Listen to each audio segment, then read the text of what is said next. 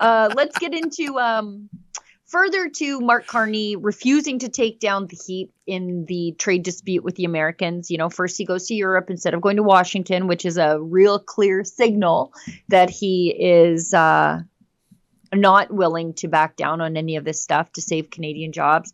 But he then hired Catherine McKenna's house husband, Scott Gilmore, of all people, to be his foreign defense and security policy advisor. He's joining Carney's office. So this is the Canadian government and not like what Carney did to avoid ethics disclosures. He joined as an advisor to the leader of the Liberal Party, which would help him advise Trudeau on things that would then enrich Brookfield Asset Management without having to make ethics disclosures because, I don't work for the Canadian government. I work for the Liberal Party. Now, I think Scott Gilmore has joined in an official capacity in the Prime Minister's office. Now, the reason I say this is crazy is because, Scott Gilmore, you'll know he once famously said that people's grandpas who went off to war in Europe to fight the Nazis, like stormed the beaches of D-Day in what was often a suicide mission. He thought Antifa was cut from the same cloth as our grandpas. Now he's Carney's defense and security advisor, like advising on issues of national defense, like military related stuff. I forget his tweet. Like he sent a tweet of, it was D-Day, and it was like one of those, the beaches, like they were headed towards the beach. And he was like, this is the alt left going to fight the alt right. As if those young men fighting in defense of the world considered themselves akin to the alt left, which is Antifa and the Hamas marchers. Like, just madness. But this is the guy who's advising on military issues now. I know how much it bothered him to be called the house husband. And I'm glad. I'll continue to say it. I'm just happy he got a job out of the house. But you know what? I got to tell you, Catherine McKenna gave a press conference. It was back in 2017. Efren and I attended it. To her credit, she took her question. But I'll never forget her shot. Her passive aggressiveness. This is it. The alt-left violently coming at the alt-right circa 1944. I'm sure all those young men from Alberta consider them the alt-left, Scott Gilmore. Yeah. And also, Antifa, Sheila, it's a contraction of anti-fascist, but they use all the tools of fascists. Yeah. They're violent. They, not only against property, but against people. So their real name should be FA. Does Scott Gilmore realize that we were fighting the fascists some 80 years ago in Europe? Because it's a complete disconnect. But I was going to say, I got to get this shot in because I've waited, what is it? I'm doing the math, 8 years. 2017, Catherine McKenna says to me after I asked the question, this is how she begins her nonsensical answer, Sheila. Oh, Rebel News, you're still around? Where are you, honey? I mean, we're still around and you're not, sister. And that was in 2017. Yeah. But, what is it, Sheila, about the surname Gilmore? Scott Gilmore, Rachel Gilmore. I mean, well, then again, there is Dougie Gilmore, but he spells his name differently. So I don't know. Is there something in that ancestral line that is a bit of a defect, maybe? No, let's not do that to all the Gilmores. I'm sure that it's to their great chagrin that they share a last name with some of these people. But he is an anti-Trump lunatic, Scott Gilmore. If you just go to his X account and just put search by Trump, and he is like proposing, this is one of his tweets from the last time Trump was in power. I'm proposing Western allies use a Magnitsky Act against Trump. This sounds absurd. Okay, you should have just stopped there. But this is all absurd. Chancellor Merkel just gave a speech acknowledging Europe can no longer rely on America to help in its defense. This is staggering. And then he said Trump has adopted a Russian style of governance. by what? Shrinking the size and scope of government instead of making Russia makes everything government or government lateral, right? Yeah. He's shrinking the size and scope of government. He's shrinking the influence of his own office. Anyways, he goes on to say Trump is somehow some amalgam of both Hitler and Putin and possibly Stalin. This is the crazy guy who's advising the Prime Minister of Canada on foreign policy. So where do you think this is going to go? Where do you think this is going to go? That is so rich when he references Chancellor Merkel. This is the same woman who started, shutting down nuclear plants in Germany so that more than 70% of Germany's energy needs is dependent on, drum roll please, Russia. Yeah. Right? Yeah.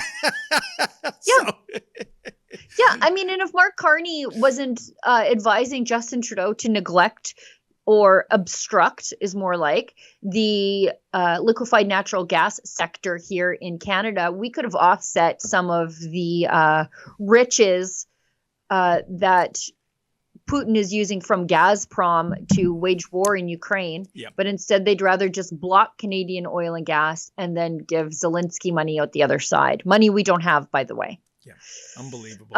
Let's go into Carney and the controversy around Brookfield Asset Management, and not just Brookfield, because he says he's no longer the chair there. Okay, but I'm sure he has a lot of holdings. And now that he's prime minister, we should know what those are. Yes. And I'm also curious how his personal wealth ballooned while he was whispering in Justin Trudeau's ear about what he should do with the Canadian economy. So Michael Barrett, who I think he should be the next procurement minister, he's got some questions. So let's listen. Mark Carney, you've just become prime minister, and Canadians have one simple question. What are you hiding? You told Canadians you had no connection to Brookfield Asset Management, the massive investment firm with billions invested in sectors your government now controls. But a bombshell National Post report exposes the truth.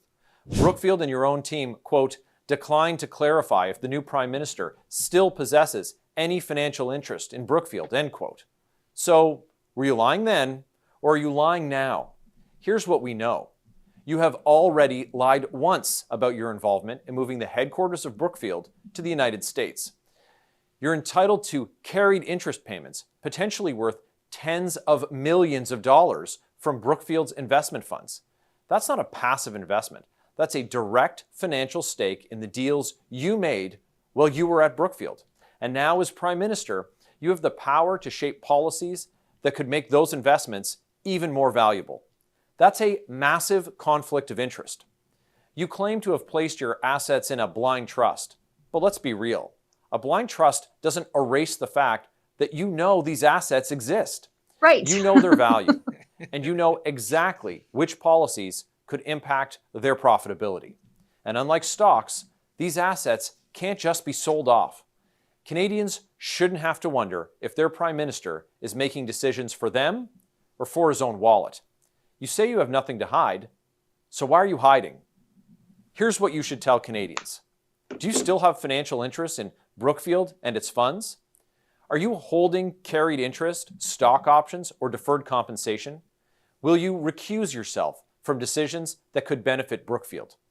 Canadians deserve transparency, and they deserve a government that works for them, not for corporate elites and backroom insiders. All right, I just moved him up to finance minister in my fantasy football game board over here. I've got Larry Brock at AG. Michael Barrett has moved from procurement to finance because of how he was talking about deferred payments. And I've got Raquel Dancho at public safety, at public safety. And at environment, I have conservative MP Blaine Calkins. Why? Because he was a park ranger. And so he actually is in the environment or was in the environment. Now I have to find somebody for procurement again. Anyways, go on. Inspired pick. But you know what? He got Thank one you. thing wrong, when he said Brookfield Asset Management controls billions in asset. It's actually over $1 trillion, Sheila. I'm reminded about that great line in the movie Superman Returns where Lois Lane talks about Lex Luthor's plan. It's going to end up killing millions. And he gets really angry and he pounds the table and he says, millions, it's billions. Billions. Again, the press underestimates Lex Luthor. So, that is the size of that company, $1 trillion plus in asset management. And I want to reiterate this. That was the biggest of the big lies he was caught in, or one of the earliest, I should say, Sheila, in January when he said, oh, but you know what? I wasn't with the board when the move went through, but he was the chairman of the board when the vote was taken to move the Toronto headquarters to New York City, October 31st. Hey, happy Halloween. That is a trick or treat. So again, he lied about the lie. And I guess where I'm going with this, Sheila, is like, how can we trust him about anything? And the fact that who's his chief of staff right now? Marco Mendicino, the guy who had his farewell party at a venue not far from our headquarters, which has a ginormous Pinocchio statue. This is the guy that's lied about the biggest one, I think, Sheila, is police services telling the government to do the crackdown on the Trucker Freedom Convoy in 2022. Which police service? Ottawa, OPP, RCMP? Hello? Yeah. So an Uber liar advising an up-and-coming superstar liar. Brilliant. Oh, hi, it's Ezra Levant here in Toronto with an important message because we need your help. Independent journalism in Canada is under attack. Government censors, big tech deplatformers, and the dying legacy media are all working together to maintain exclusive control on the information you receive. They don't want you to hear other voices like ours, and they really don't want you to be informed and to think for yourself. That's why the work we do here at Rebel News is so important. Our on-the-ground reporting, independent news shows, and special content you won't find anywhere else. It's all designed to give you trustworthy information and alternative viewpoints so you can decide for yourself. We don't get government money, and we are not owned by some big global conglomerate. We're funded by people just like you, so please support independent journalism and help us continue our work by subscribing and becoming a Rebel News Plus member today, right here on the page. Go to rebelnewsplus.com.